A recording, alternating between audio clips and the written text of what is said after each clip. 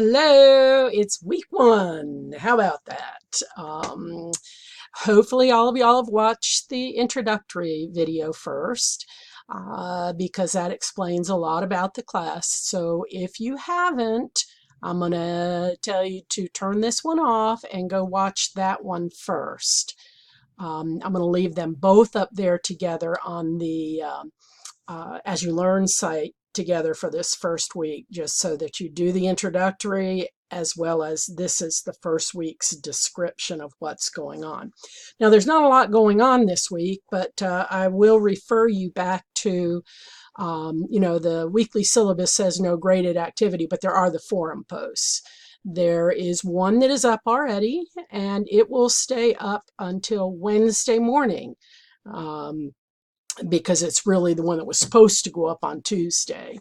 And then I will do one on Wednesday, Thursday, and Friday. The Friday one you'll have until the following Monday to do. So don't forget to do those. And in most of those, you need to be either reading or, well, at least reading and watching the PowerPoints for those chapters. And then the next week we have, let me open that there. The next week we just have 3 chapters, chapters 8 to 10, and your test 1 will be over the chapters chapters 1 to 10. Someone asked me about that and I can't remember exactly what the question was, but the first test is over chapters 1 to 10. And I'll explain more about the test in next week's Watch Me. It's not all that hard. There will be 20 questions, and I will ask you to take the theories that you've read about and apply them to real world situations. So I think that's it. One or two of you have asked me if you should get the textbook. Yes, I wouldn't require a textbook if I didn't expect you to get it and read it. All of us are that way. In fact, I showed some of the emails where you all were asking that to some of my colleagues, and we all just kind of laughed. We asked for textbooks for a reason, because they have more in it than what I could ever put on a PowerPoint or discuss on a PowerPoint. So yes, you should get the textbook. Yes, and there are cheaper places to get it than the bookstore here on campus. And yes, there are online ones available of it and rental of it, so it makes it cheaper.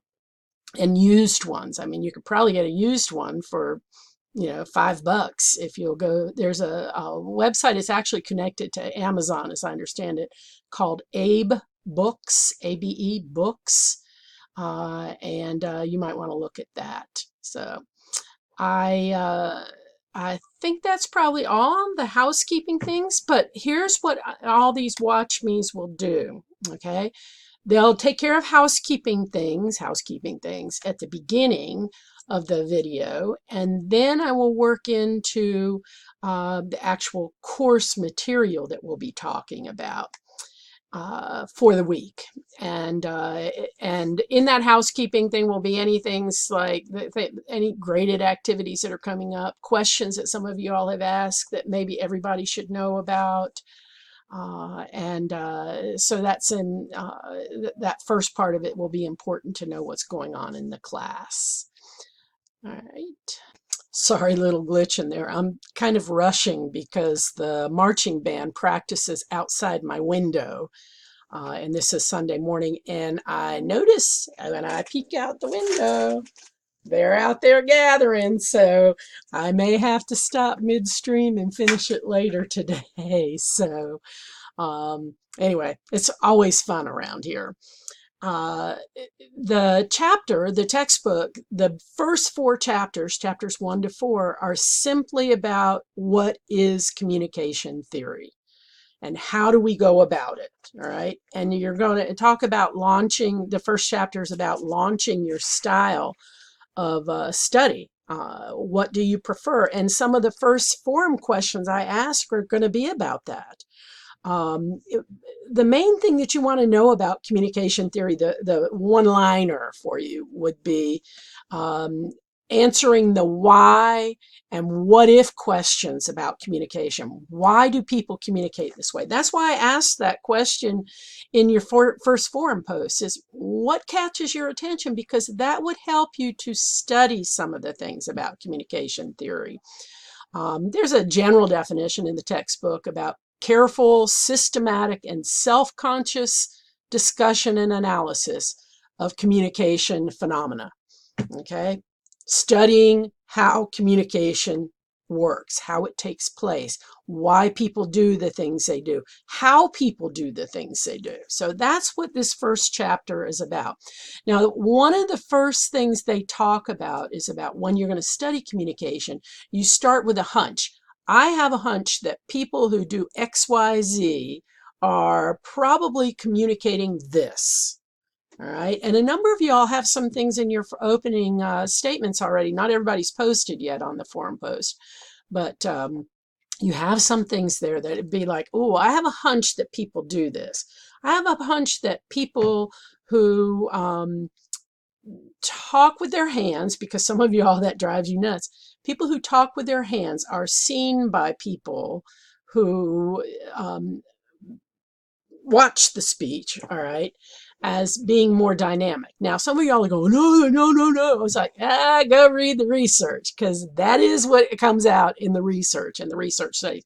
Somebody had a hunch and they went and studied it, all right, and they came up with, yes, people appear more dynamic. Now, that doesn't take into account to someone who talks with their hands all the time and they're going all over the place. What it talks about is using them consciously and that they fit what they're talking about, etc. But somebody had a hunch and they studied it, and that's what it is. Now, you don't just have the hunch, you inform yourself about the hunch. So you go look at research, all right? You read articles, you talk to people, you observe people, you run an experiment, you study it. It's an informed hunch. Extremely important to realize that. There are many different things about having a hunch that will take us out into the next chapters. What do you do when you go, okay, I'm ready. What am I going to do with this hunch? And that'll be in the next couple of chapters. Chapter 1 also talks about how it's looking at comm theories. You can do a couple of different things, like you can have images. Is it a net? Does it take everything in? All these ideas are floating out there and you pull them in through a net, all right?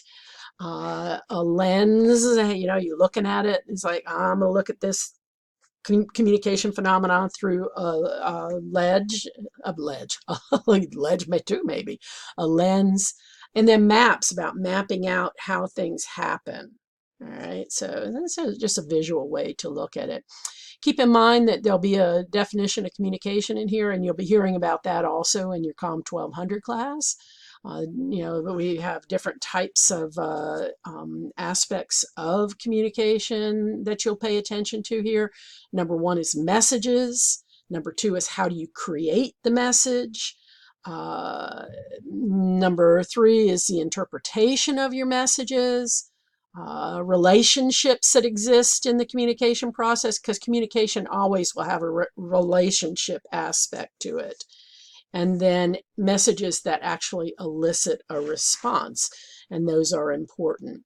Then there's a discussion in the textbook about arranging ideas and how they do that in each of the chapters here. And you can see that, there's an overview of each one, then they'll tell you how to judge theories, and then they'll talk about the different traditions, and then each of the individual theories, and then how do you integrate those theories into research is the very last chapter. But so this chapter explains what's coming up next in the textbook.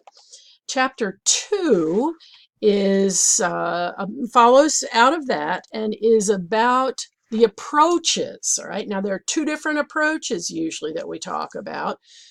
We talk about the objective approach, all right, or we talk about the interpretive approach.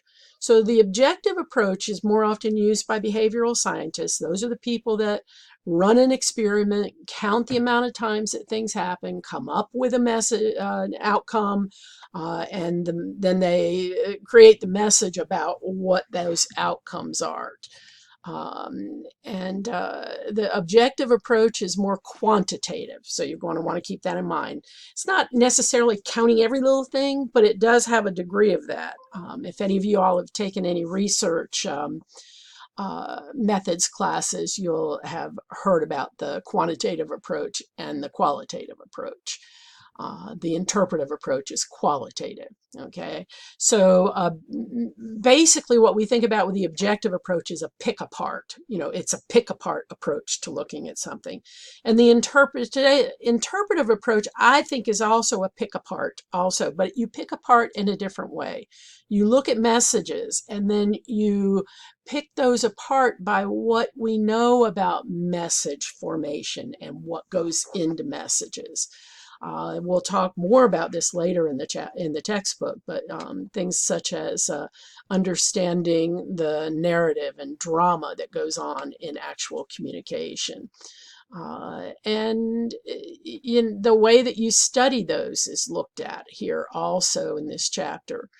We talk about human nature, determinism, as it's called, or is it just free will? Is this human nature to communicate this way, or is it free will? People make that decision to communicate that way. We do it voluntarily. Good discussion here about the different types of evidence that you use for your studying, especially in the objective approach, the more quantitative approach, empirical evidence, and also some degree of qualitative evidence too. But how do you actually look at things? Behavioral scientists look more at areas of more effectiveness of communication, and interpretive scholars more at participation. Excuse me. Oh, too late. I think we'll have to finish this after I go out to Valley Cruises. Sorry, because the band is getting ready to play. We talk about in terms of universal laws, interpretation, and how people interpret messages. Why do you need to know the difference? All right. Why is it important? Meta theory about theory is important. Studying why we do it. It's basically the main reason it's important is because if you understand how a theory was or derived at, how people found the theory, all right, it's important to know. So mandatory, meta theory. I can't read the screen here. It talks about theory, and that's what you're all about this semester is coming up with your own theories about how we got to communication theories. And the ways that we get there include experiments, surveys, textual analysis, or ethnographies. And we'll talk more about those this semester, but you run an experiment, you may run surveys with your audience that you're doing the research with. Textual analysis is definitely the interpretive approach, where you analyze text of communication. And then ethnographies is also a qualitative approach, an interpretive approach.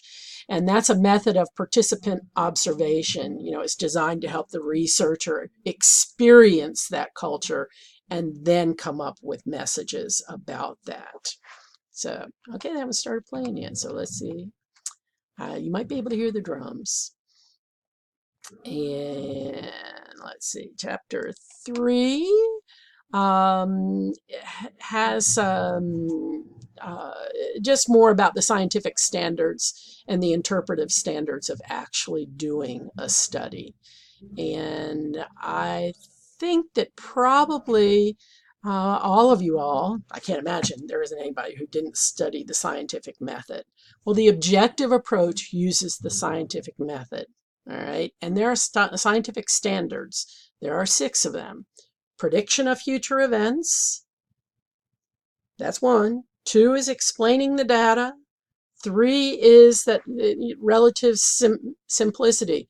The rule of parsimony, you'll read about that, you'll hear about it in the PowerPoint too, is that, or Occam's razor, it's also referred to, is that given two plausible explanations for the same event, always go with the simpler one. So, a lot of y'all go, oh no, I want the more complex one, but rule of parsimony says you choose the simplest answer. Scientific standard 4 is that you have to test your hypotheses, because from this you come up with your hypotheses.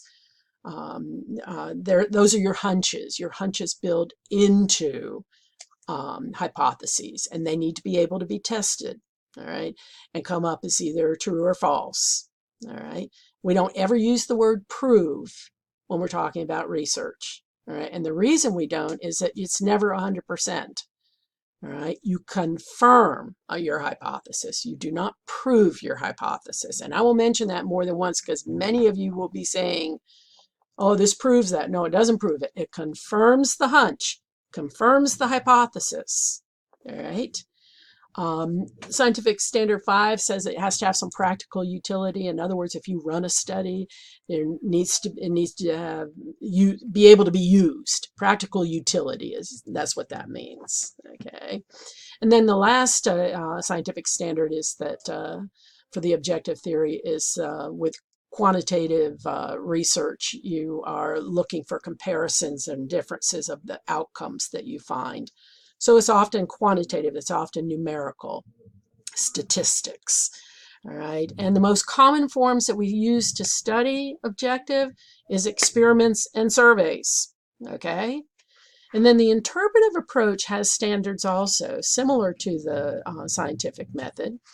What makes an interpretive theory good? Well, people have paid attention to standard 1, clarification of values. Standard 2, new understanding of people. Remember, you're going to be observing people, all right? So better understanding, all right? Being able to self-reference how you fit into that and how you understand that. Number 3 has some aesthetic appeal. In other words, that it looks good, sounds good, good to the ear and eye, as the textbook will tell you. Artistry, all right? And then standard 4 is a community of agreement. In other words, people will agree with you on what you find and discover while you're doing this interpretive. They'll agree with your interpretations. All right. Standard 5 is reform of society. That, in other words, you're looking at this, helps society understand better what was happening there. We see this a lot when this theory used a lot when people are studying past speeches. Like we see a lot of studies done on Martin Luther King's I Have a Dream speech. That would be the interpretive theory. There's been a lot of studies done in the past few years since President Trump became president about his rhetoric. All right, I guess you probably can hear the band now. Basically looking at how society is reformed by people understanding what people are doing with their rhetoric, their speech making. And the 2 forms of qualitative research that you use, the interpretive approach, are textual analysis that I mentioned earlier and ethnography. So those are the 2 most common. And there is plenty of common ground between these 2, folks. Both need sensing. You need to sense something, like the hunches, or you have some idea about what this speech was about that you're going to study. Intuition, all right? And then different types of content. There's a grid on page 35 in the textbook that shows you how they cross over each other, how they that they actually have some similarities. I think it's 35. Looking over here on the textbook. Yes, at the top of page 35, you'll see these are how they combine to make uh, the similarities. You know, both of them do this, both of them do that, and how they have some differentiation. So make sure you look at that also. All right, I'm going to shut this off for a while because of the band. Well, I'm going to go ahead and see if I can't do this. They're facing the other way this year. Used to be they'd be facing my office. So they're not quite as loud. We'll see if we can't do this and see how it comes out. But because I prefer to get it done now. Okay. Chapter 4 is about, it's called Mapping the Territory. But all it is it tells you about the 7 different traditions that exist in studying communication theory. And I went back to chapter 3 notes instead of chapter 4. There we go. The 7 traditions are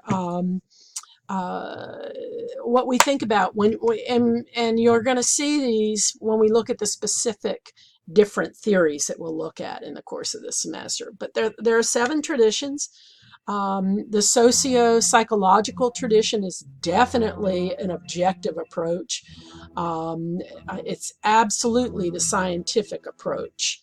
All right. And we go through this by looking for communication truths.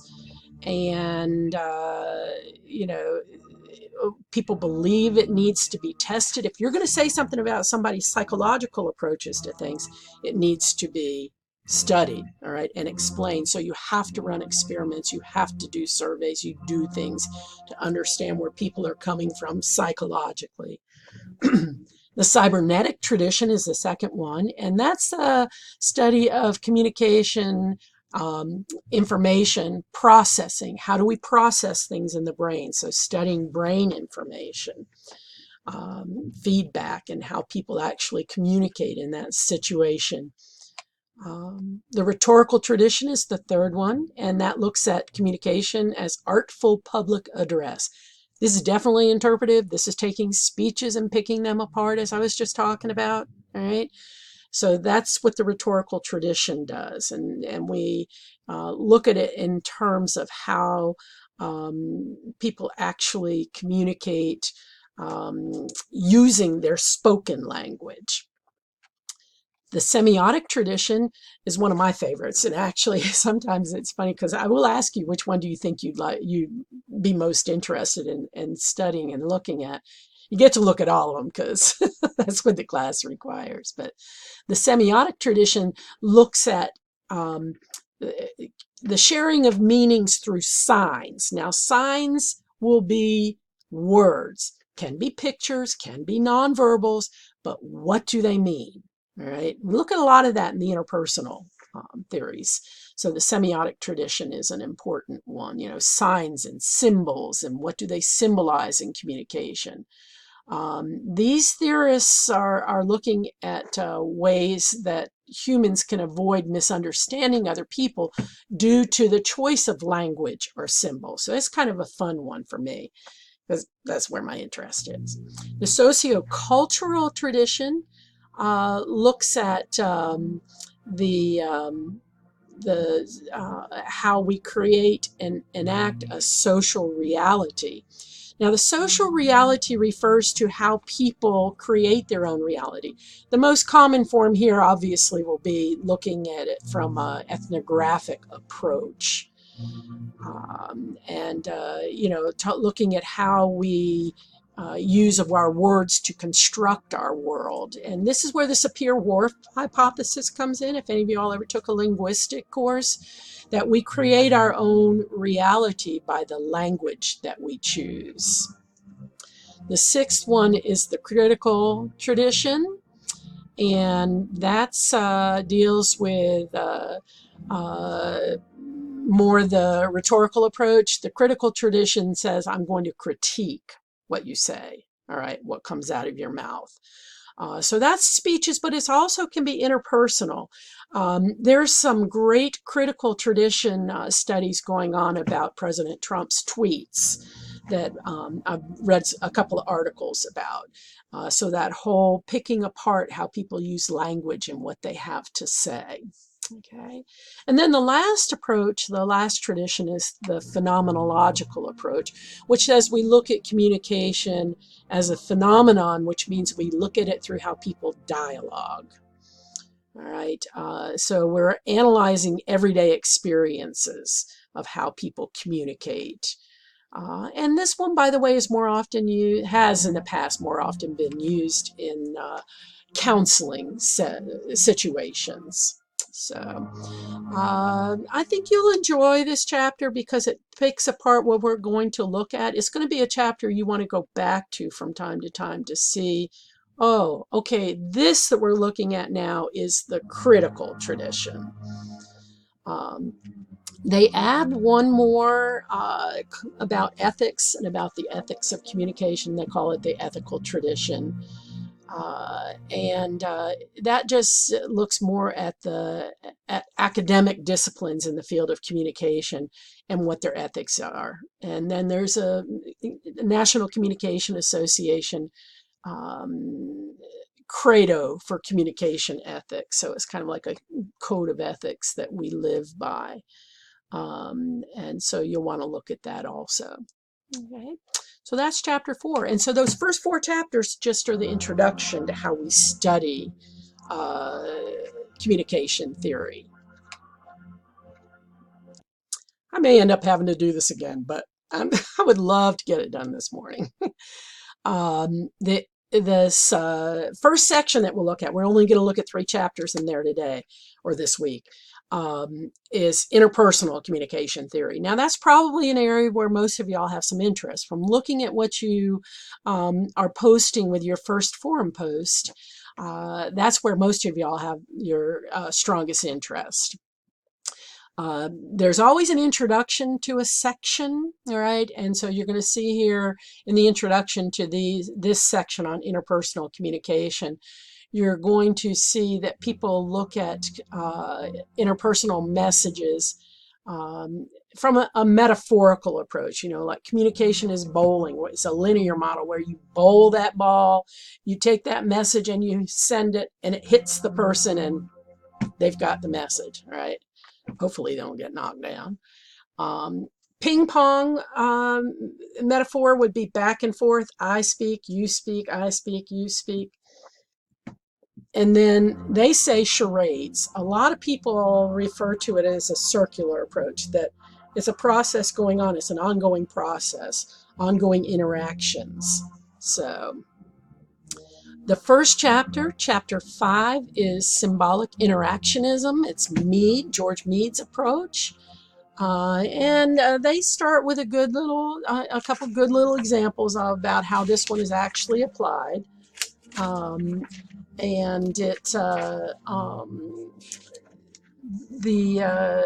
they used to use this example that is not in there anymore, but about Jodie Foster's role as Nell in the movie. In fact, I don't remember the movie's name because I don't use that one anymore. But anyway, sorry. Symbolic interactionism, you're going to study communication through the use of symbols. It's as simple as that. All right. So you want to think about that there are 3 core principles: meaning, language, thought. All right. And then they add to that a couple more. Those are the 3 core ones. Then they add the self, right, and society. So those are the crucial things with it. But what do these symbols mean? All right. Meaning, language, thought, the self, and society. And those are the crucial parts of the communication symbolic interactionism. I do want to point out that there's a difference between interpersonal, where I'm communicating with you, and intrapersonal is when we're communicating with ourselves and our brains. And we do that. So, and they give you some good examples there. There's different applications that Mead would have used, and that other people have taken Mead's symbolic interactionism theory and applied it. So creating reality, meaningful research, generalized other, naming, self-fulfilling prophecy, symbolic manipulation, and you'll read more about those, but basically all that does is say, okay, this is how people use their symbols when they're communicating, their language, their actual symbols, their nonverbals. This is what happens. I will point out that we have some issues about the responsive I in the communication. In other words, do I respond? All right, and do I do it ethically? So there's an ethical echo, as Levinas would have said. All right, and then the face of the other. Do I worry about the other person in the communication? All right, interaction. So, will always be a critique at the end of the chapter, and this one is that it's too fluid. It's not narrow enough. So. And I don't know. I think that, to me it's too broad, because when you talk about the symbols that people choose to use, then it becomes a little broad. So chapter 6 is one of my favorite ones, and it's a simple one: coordinated management of meaning. All right. We got to coordinate our meanings. So we have to manage that process in interpersonal communication. So this one takes us back to the communication model that you no doubt learned in your public speaking classes. Doesn't matter where you took that class, somebody taught you about a communication model: source, message, channel, receiver, etc. All right. Noise goes into that, like the noise outside my window right now.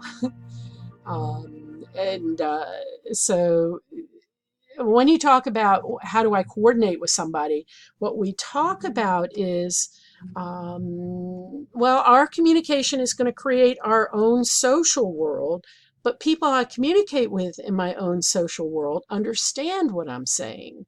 So that's an important aspect of understanding this theory, is that we all have different people we can communicate with. And there's a good discussion about how in the textbook about how do you create your own social world, who's in your social world, different approaches to talking in that social world, and the approach to how do I communicate better with these people. And there are 4 tenets of this theory, and that is that the experience of persons in conversation is the primary social process. So, that's an obvious one. And then the way people communicate is often more important than the content. Have you thought about that before? The way you communicate is more important than the content of what you're communicating.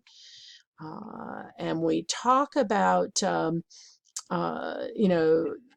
a concept called the norm of reciprocity here. Logical force textbook refers to it, but there's a concept called the norm of reciprocity. And what that says is how I communicate with you, I should expect to get in return. So if I'm a jerk face to you, I should expect you to be a jerk face back to me.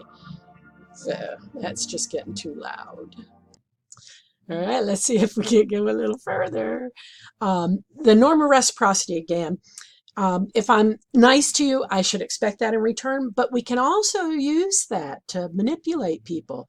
That if somebody's being a jerk face to me and I'm nice back to them, the hope is that that reciprocal approach will turn them into being nice back to me. We'll talk about the norm of reciprocity a few times this semester in here. It's a very important aspect of communication. If you've ever wondered why somebody's being an idiot, an idiot to you, go back and look at what you did, right, prior to that. That's what I always do. If somebody's being a jerk to me, I'm like, okay, did I do something to cause that? And if I haven't, then I'll say something like, oh, gee, I'm sorry, I didn't mean to offend you. All right. What did I do that caused you to talk to me that way? So I'm pretty bad about saying that to people. So that takes us into the reflexively reproduced part. Is also part of that. You're communicating together. All right. Um, and so you want to find out how that causes people to do different things with their communication. The second, that deals with the first claim about it being a social world. The second claim is that the stories we tell differ from the stories we live. And I think we all probably know that. How many of you have ever told a story before about what you've done and it's not been quite exactly, right, what really happened? All right, so stories told, you make and manage your own meanings, and we do tell stories. We're very narrative, humanistic approach to things. So, and there's a good model in the textbook on how to uh, pick that apart. It's called the LUUUUUTT model, but you can see it there. You know, it's your lived stories, your unknown stories, your untold stories, your unheard stories, etc. So make sure you look at that model. Your stories lived, although there will always be differences, because sometimes the stories lived, you don't want everybody to know all the details, right? And there's a great model on page 71 in your textbook about, it's a serpentine model about how we tell stories. So make sure you look at that also. Keep in mind that the word coordinated comes into this theory because we have to constantly make adjustments through our interactions with other people. The third claim is we get what we make. Simple as that. Whatever you tell, all right, go back to the norm of reciprocity here, all right? So, and the fourth claim about making coordinated management of meetings is that if you get the pattern right, you create better outcomes. All right. So being mindful about your communication is what that talks about, and mindful about what stories you tell and how you tell stories. On there's an ethical reflection in most of these chapters, and this one takes us to the to Buber's ethics. Buber said that there were two types of relationships: I, it, and I, thou. I, it, when I communicate with you, if I treat you like you are an object, not another person, that is I, it. I, thou, I regard you, my conversational partner, as I would regard myself. All right? And so that becomes part of it. And then we talk about dialoguing. How do we dialogue, and what happens with the dialogue situation? And then the narrow ridge, it's a metaphor of I, thou. You know, am I being relativistic? In other words, I take into account everything and the other person's personality and who they are and what their ethics are, or rigid absolutism, my way or the highway. Okay. So a lot of people with the my way or highway automatically think I, it. All right. I, thou, I treat you as another person. And all of us have run into that before. All of us know someone who treats people as objects. The critique is good here. It's, you know, this is a practical theory, but it's a little confusing at first, but it moves into more clarity as you go through it. So, and then the last chapter is chapter 7. And this is another one of my favorites, mainly because I think I told you almost that one of my areas of expertise is nonverbal communication, and I've written a textbook. And I cite Burgoon, who this is her theory, many, many times. It's called the expectancy violations theory. Very simple theory. All right, it's got a lot of little parts to it. But the bottom line is that when you're communicating with someone, you often have expectations about what's going to happen. When they don't happen, your expectations have been violated. Bottom line. Now, it was in the beginning, it was always applied to nonverbal communication and about space usage, and about that if I don't expect you to come into my space and you do, you have violated my expectations. Now, there's a positive violation and a negative violation. If I didn't expect you to, but I'm quite all right about you coming into my space, That's a positive violation. We call that positive valence, VALENCE. All right.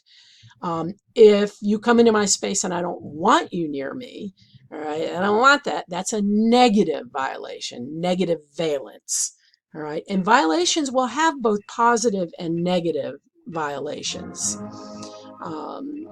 They talk in here about threat of some, the violation, reward power, punishment power, also called coercive power. And so you'll want to make sure you look at that. The whole aspect of this, Burgoon would say that we have expectations about, that there's a psychological arousal when our expectations are violated, so we respond in some way. If they're positive, we're happier. If they're negative, we're unhappy. So this is not a hardcore universal law theory, but it does, we see it happening quite a bit, and you all will have seen it. Think about it when you met your significant other. All right. And maybe they violated your space, but you wanted them to. All right. And think about somebody you dislike who might come into your space. And it's not just about space usage. It can be about things people say. It can be about things that people do. All right. And then after we talk about what the violation is and the valence of that violation, either positive or negative, we talk about adjusting our expectations. So the whole thing is that if that happened, then you expect it to happen again in the future, right? Then it might not be as much a violation, especially if you like that person, or if you dislike that person, it might strengthen how you respond to that. So you adapt. And the norm of reciprocity comes back into here. If somebody violates your space and you want your space violated, all right, that's okay. And the critique on this one is that it's still a work in progress. And that's clear because it used to be just about nonverbal communication. Now it's about verbal communication as well.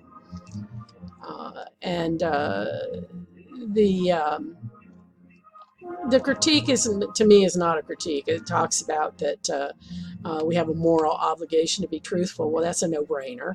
But also that we have a duty to speak up when people violate and we don't want them to violate, or speak up when they do violate and we like the violation. It's a positive valence, and so we let people know.